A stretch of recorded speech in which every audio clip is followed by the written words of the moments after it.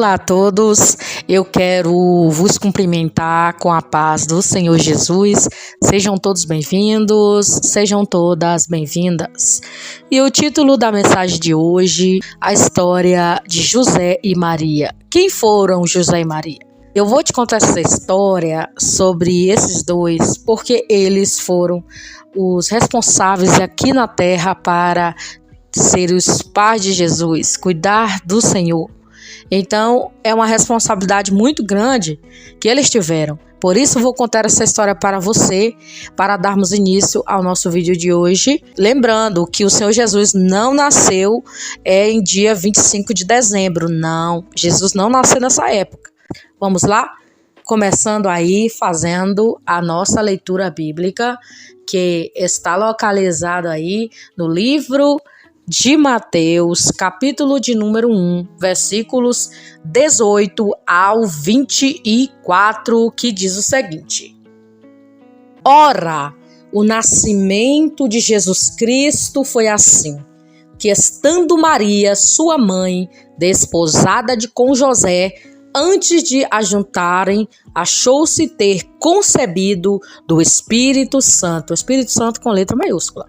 Então José, seu marido, como era justo e não queria infamar, intentou deixá-la secretamente.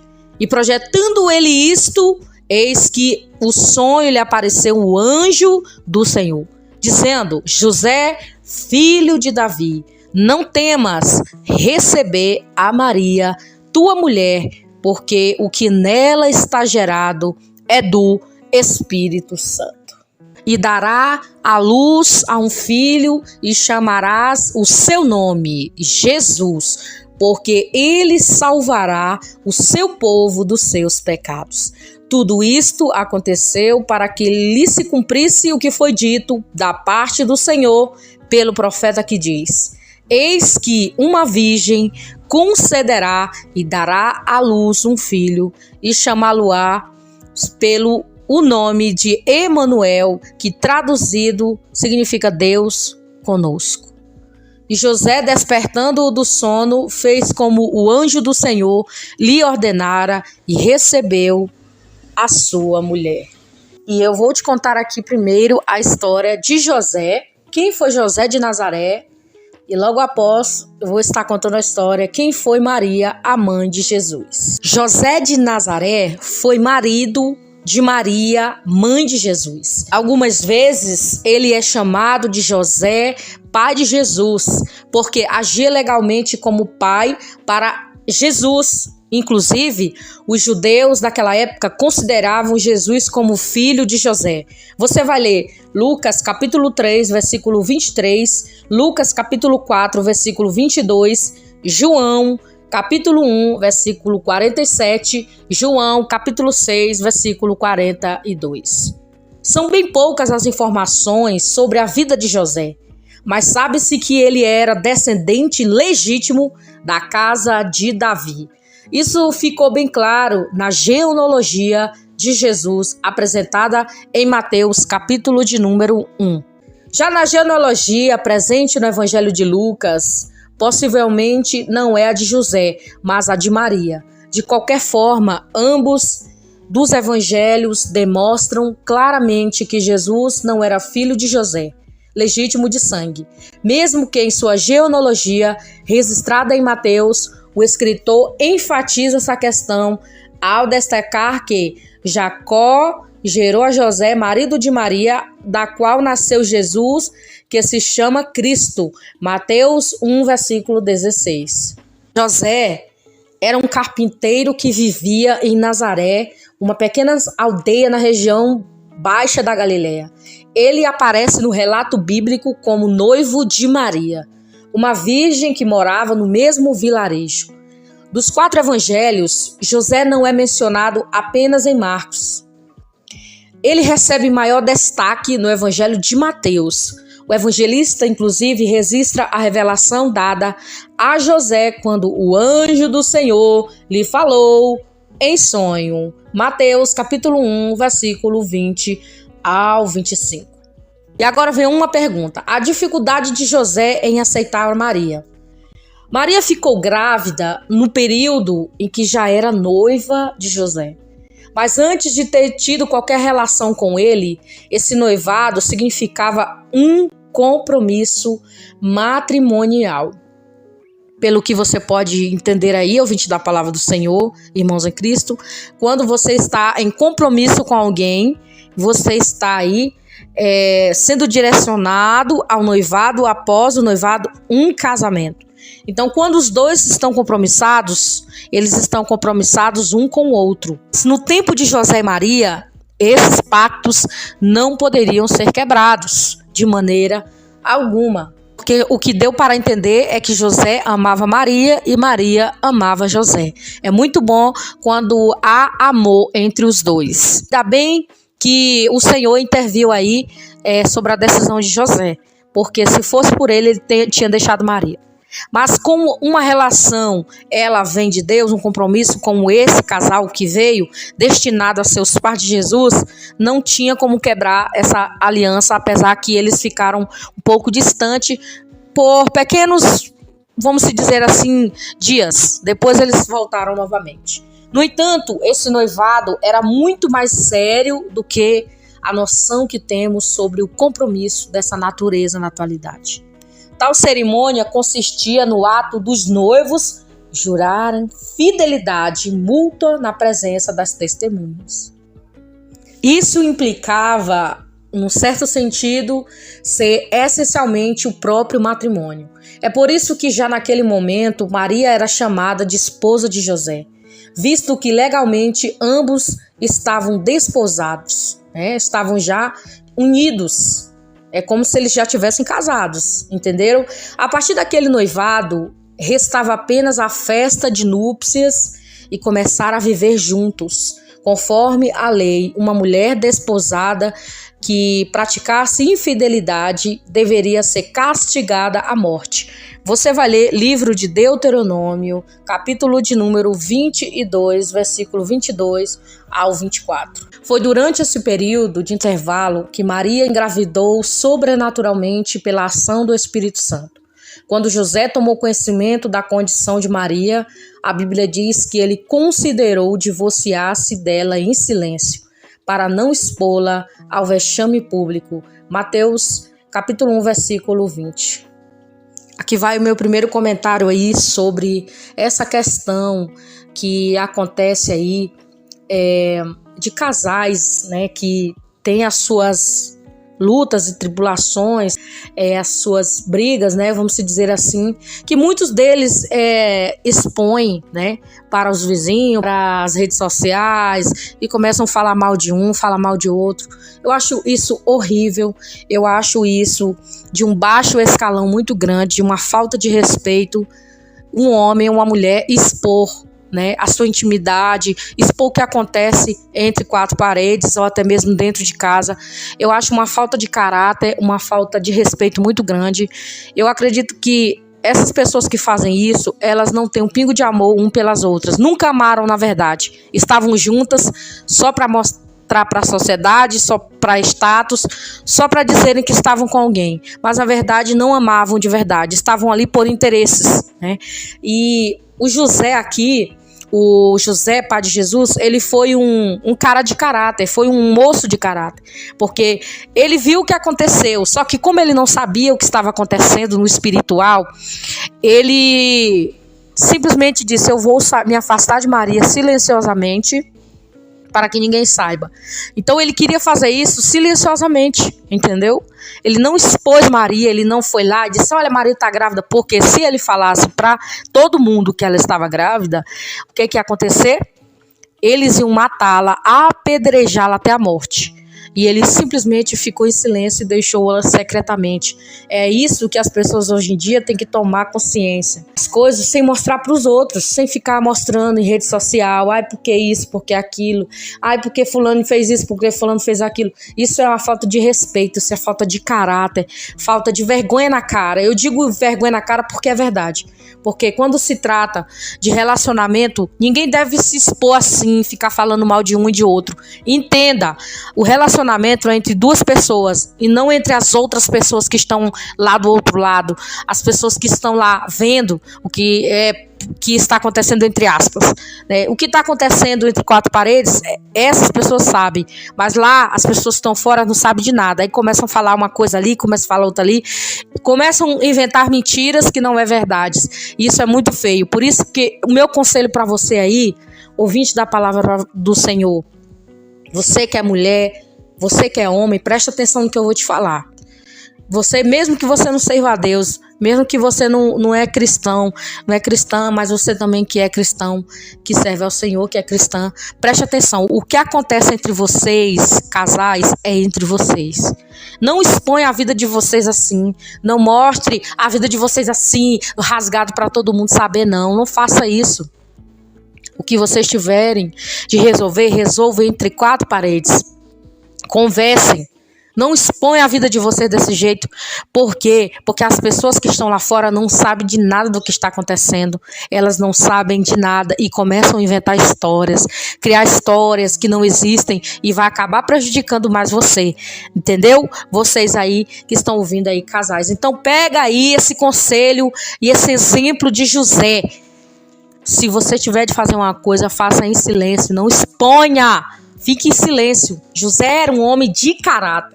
Foi por isso que o Senhor escolheu este homem, eu creio assim, para ser o pai de Jesus. Na verdade, José tinha duas opções: iniciar uma demanda judicial contra Maria ou despedi-la silenciosamente dando uma carta de divórcio.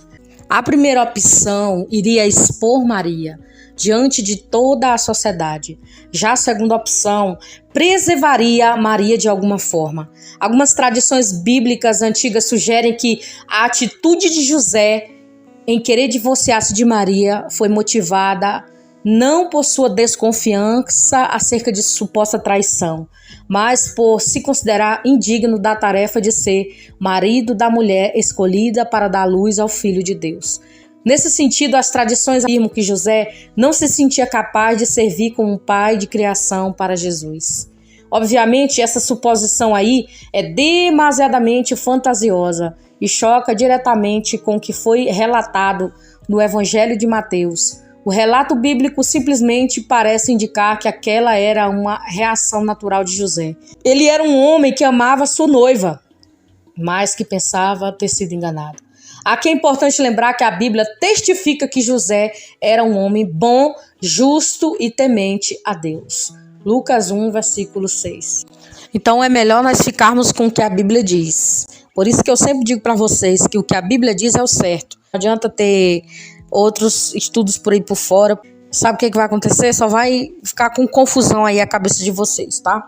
Então vamos para a parte que o José estava dormindo e um anjo lhe aparece em sonho. Com base em Mateus 1:20, pode-se concluir que José estava sofrendo muito com aquela situação, pois certamente ele amava Maria. Então, durante um sonho, o anjo do Senhor lhe apareceu para fortalecê-lo e confortá-lo. Oh, que maravilha! Que anjo enviado por Deus foi esse, né? Para tirar as dúvidas. Hoje em dia, as pessoas são cheias de dúvidas, né? Então, que Deus possa enviar os seus anjos aí, revelações e sonhos, né? Mostrar a realidade mesmo, o que está acontecendo por trás de tudo, para que a pessoa não fique em dúvida. Então, o anjo lhe disse que ele não deveria hesitar em assumir a Maria como esposa e levá-la para casa. Isso porque a sua gravidez era uma ação sobrenatural do Espírito Santo. Nessa ocasião, José foi chamado pelo anjo de filho de Davi. Uma expressão também aplicada a Jesus em diversas vezes. Nesse contexto, significava explicitamente que José era o herdeiro legal de Davi, conforme foi dito, a árvore genealógica descrita em Mateus, que deixa isso evidente. Diferentemente de Maria, que foi mãe biológica de Jesus, José não foi pai de Jesus no sentido físico. Mas é válido saber que a paternidade legal também era importante, visto que principalmente pela linhagem de José, o filho de Davi, direto do trono de Davi, foi transmitido a Jesus. Também é importante notar que o anjo do Senhor, assim como havia feito com Maria, deu a ordem a José, dizendo que o nome a ser dado ao menino seria Jesus. Mateus 1, 21. Agora vamos, José, o pai de Jesus. Depois da revelação que teve, José assumiu Maria como sua esposa e desempenhou o papel de pai para o menino Jesus. Após o nascimento de Jesus em Belém, José o levou a Jerusalém para a purificação. Lucas 2:22. Depois, como chefe de família, José fugiu com ele para o Egito a fim de escapar da perseguição invejosa de Herodes, conforme a instrução recebida do anjo do Senhor. Mateus 2, 13 e 15. Quando José voltou do Egito, José se estabeleceu novamente em Nazaré, onde Jesus foi criado e aprendeu a sua profissão. Marcos 6, versículo 3. Anualmente, José levava sua família para Jerusalém, por ocasião da celebração da Páscoa. Lucas 2, versículos 41 ao 52. É difícil saber se José ainda estava vivo quando Jesus iniciou o seu ministério público. Alguns estudiosos, baseados no livro de João, capítulo 6, versículo 42, sugerem que talvez ele ainda estivesse vivo, porém admitem que provavelmente ele tinha morrido durante esse período, visto que ele não era mencionado juntamente com Maria e os irmãos de Jesus em outras referências. Mateus capítulo 12, versículo 46 ao 50, Marcos capítulo 3, versículo 31 ao 35 e Lucas capítulo 8, versículo 19 e 21. O que nós vemos aqui, essas referências vai nos dar aí um respaldo sobre José. Além disso, José, por não ser mencionado na ocasião da crucificação de Jesus, pelo fato de Maria ter sido recomendada aos cuidados do apóstolo João, pode-se concluir que José já estava morto, já tinha morrido nesse tempo.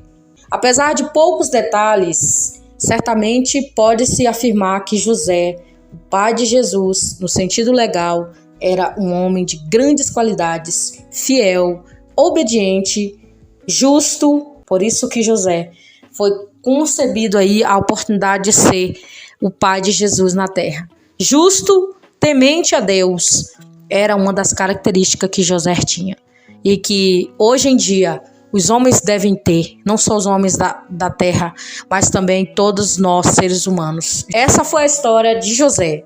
Agora nós vamos para a história de Maria, mãe de Jesus.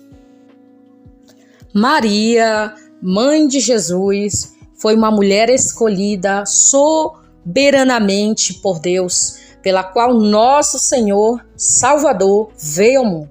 Ela também é conhecida como Maria de Nazaré. Pouco se sabe sobre quem foi Maria, mãe de Jesus, especialmente com respeito a detalhes biográficos. Mas a história de Maria, conforme narrada nos evangelhos, já é suficiente para entendermos a importância dessa mulher. Maria era uma jovem virgem que vivia em Nazaré, na Galileia. Ela era noiva de um carpinteiro chamado José, Lucas, capítulo 1, versículo 26. Assim como José, é amplamente aceito que Maria era da linhagem de Davi. O nome Maria é a forma grega do nome hebraico Miriam, cujo significado é incerto.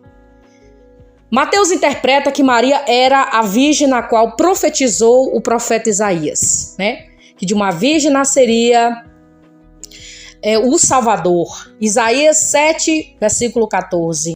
E também temos Mateus 1, versículo 23.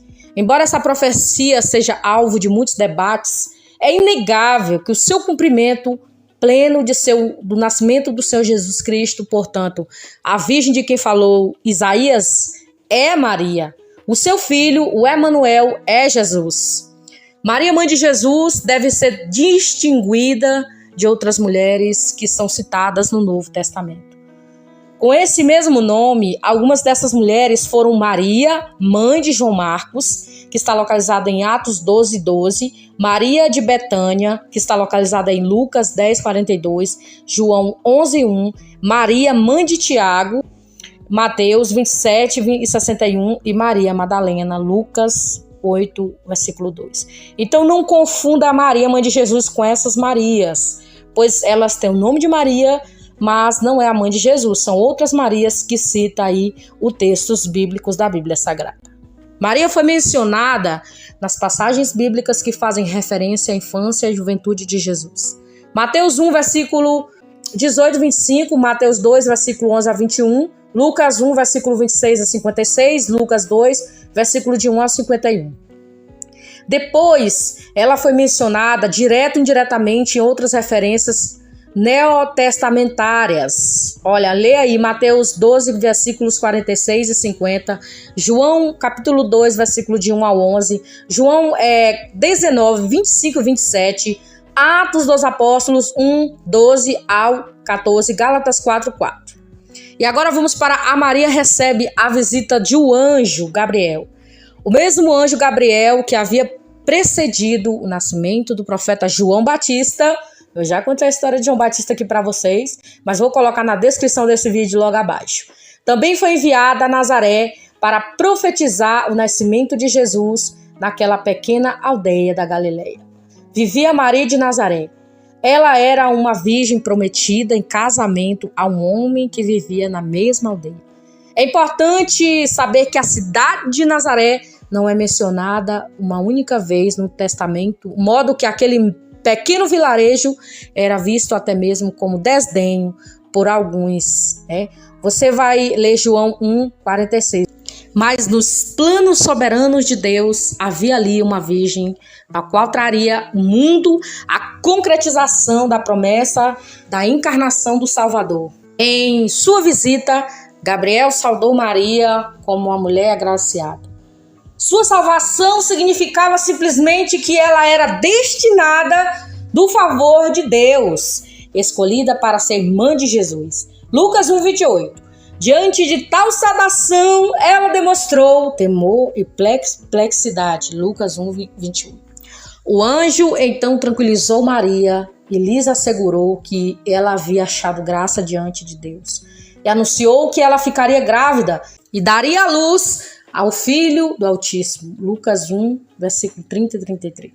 Ao ouvir estas palavras, Maria pediu uma explicação ao anjo. Ela não entendia como isso seria possível, já que ainda não havia conhecido homem algum. Lucas 1, 34.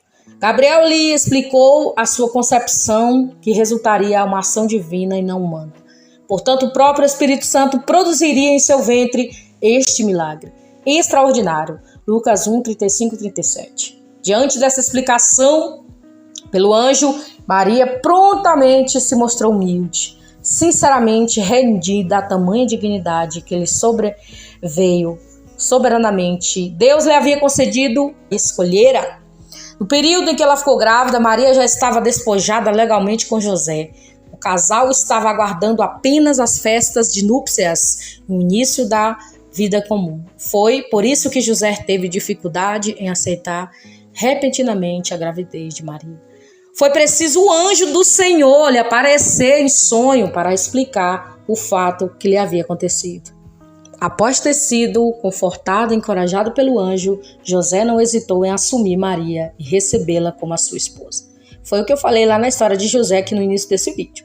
Agora Maria dá a luz a Jesus. Maria deu a luz a Jesus em Belém. Naquela ocasião, ela estava acompanhada do seu esposo, José, o qual havia ido a Belém a fim de cumprir o alistamento decretado por César Augusto no Império Romano. Lucas 2, de 1 a 5. Essa viagem certamente foi exaustiva para Maria, considerando que eles percorreram uma distância de 140 quilômetros. Provavelmente, devido ao censo que estava ocorrendo, o casal não encontrou vaga na estalagem. Isso deve ter ocorrido como certamente havia muitos oficiais, soldados romanos hospedados na cidade. E foram abrigar-se em um estábulo que talvez ficasse numa gruta. Foi ali que Maria deu a luz a Jesus Cristo. Imagine você, uma mulher grávida, passar por tudo isso, sofrer essa viagem, a viagem em cima de um jumentinho, e com certeza ali foi desagradável para Maria. Mas era ali um plano de Deus para que ela tivesse Jesus na estalagem. Deus tem os seus planos, podem ser absurdos sim, mas são os planos de Deus, não podemos colocar a mão aonde Deus está com a dele. Agora vamos para a vida de Maria após o nascimento de Jesus.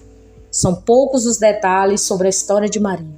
Após o nascimento de Jesus, sabe-se que sua família viveu em Nazaré, com exceção do seu tempo que passaram no Egito e refugiaram-se à ira de Herodes. Sobre a infância de Jesus, a Bíblia nos informa apenas sobre o episódio em que ele já estava com 12 anos e ficou em Jerusalém após a celebração da Páscoa.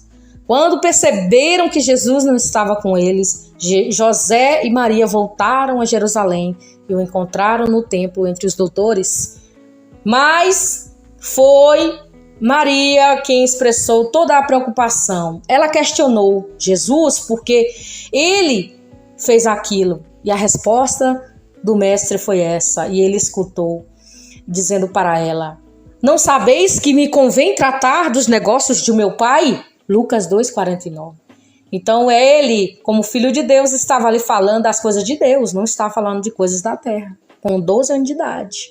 Mas durante o ministério de Jesus, pouquíssimas vezes Maria é citada durante o ministério de Jesus.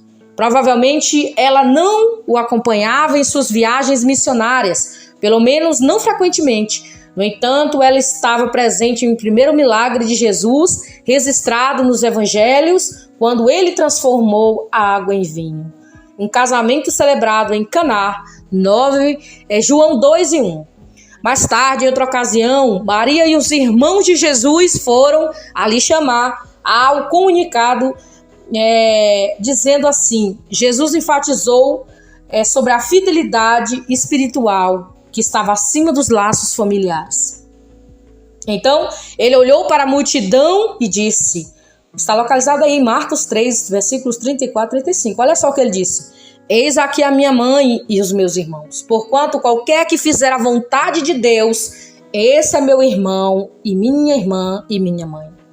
Depois disso, Maria, mãe de Jesus, aparece novamente no texto bíblico, já no relato da crucificação. Ela ficou aos pés da cruz, onde Cristo estava, e foi amorosamente recomendada ao apóstolo João pelo Senhor Jesus. Lê João 19, 25 a 27.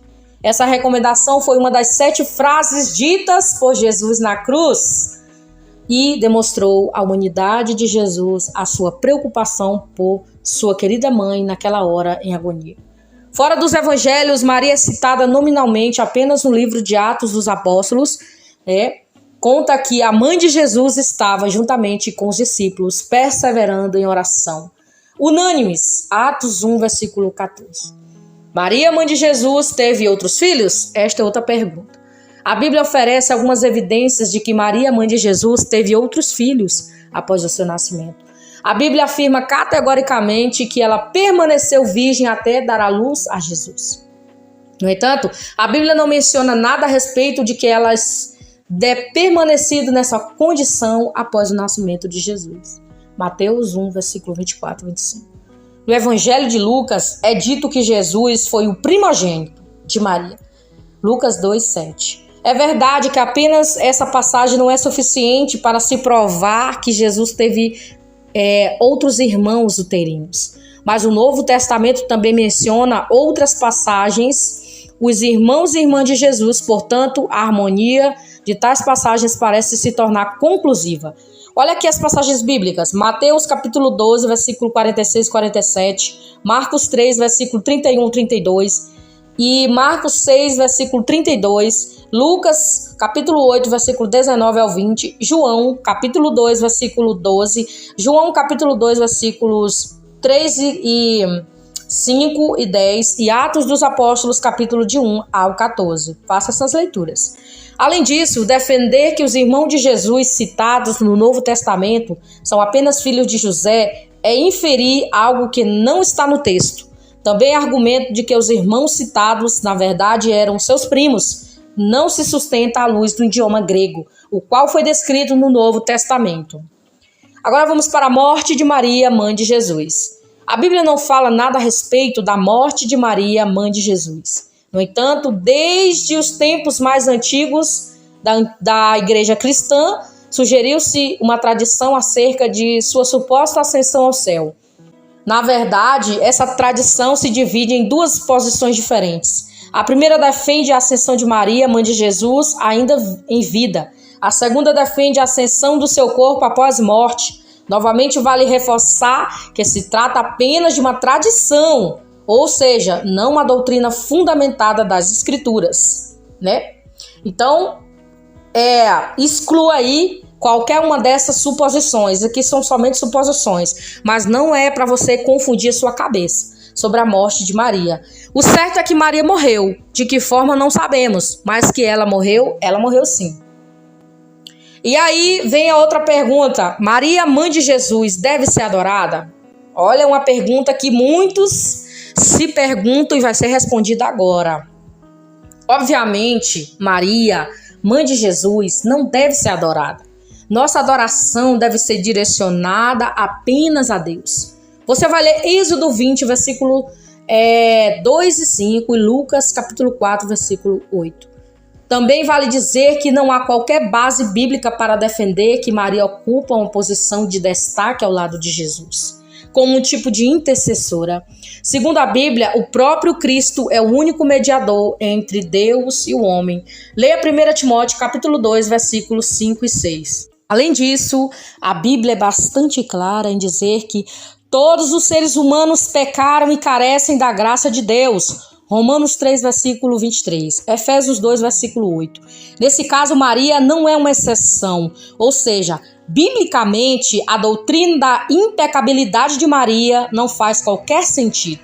Portanto, dizer que Maria, mãe de Jesus, nasceu sem estar contaminada pelo pecado original e além do que as Escrituras dizem, é uma grande enganação. Escutem, todo mundo necessita de ser salvo, inclusive Maria. A Bíblia testemunha apenas sobre um que nunca pecou, a saber, Jesus Cristo, sobre o qual o escritor do livro de Hebreus enfatizou que ele foi tentado de todas as formas à nossa semelhança, mas sem pecado. Hebreus 4:15 e Hebreus 7:26. O mesmo também foi dito pelo apóstolo Pedro ao escrever que ele não cometeu pecado. Leia 1 de Pedro, capítulo 2, versículo 21 ao 25.